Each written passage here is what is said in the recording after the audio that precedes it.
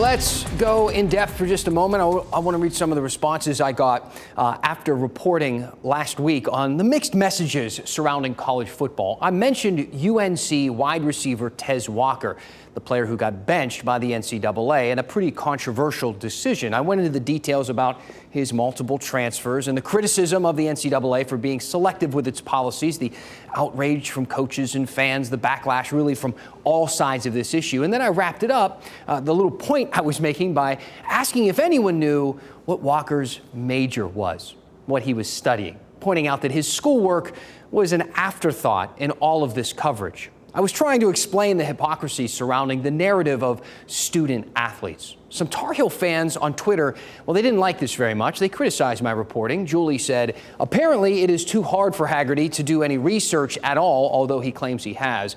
Tez made the MAC academic squad in 2022 with a 3.77 GPA.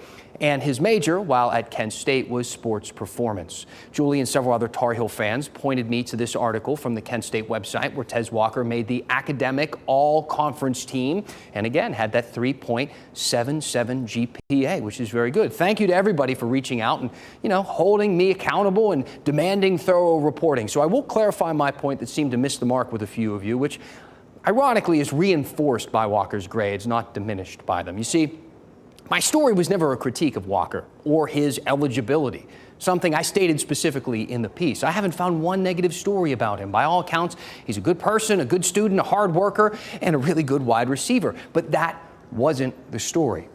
What I asked was, if academics are truly the top priority for college athletes, like we're told by the NCAA, the ACC, the coaches, the schools, people on Twitter, apparently, then his major and his schoolwork would be part of almost every story about him. But they're not. And the fact that Walker's academic achievements are still an afterthought despite being exemplary kind of furthers that point. Imagine it the other way around. What if Walker won some award for the work he was doing in the classroom? Do you think the media would cover that story and just not mention that he was a great football player? We need to be honest about our priorities. It makes it very difficult to have informed opinions about the ever-changing, ever-growing, ever-enriching world of college athletics if we don't take this stuff seriously. If you disagree, you might still disagree. Let me know. Let me hear it. Email dan@WRAL.com. Give me your thoughts on this story or anything else. We're working on a bunch of stuff this week. Again, that email is the best way to get a hold of me. We have a couple of people monitoring that email account. But as you can see, I do have Twitter and Facebook and Instagram and all that stuff too, and I will check them from time to time.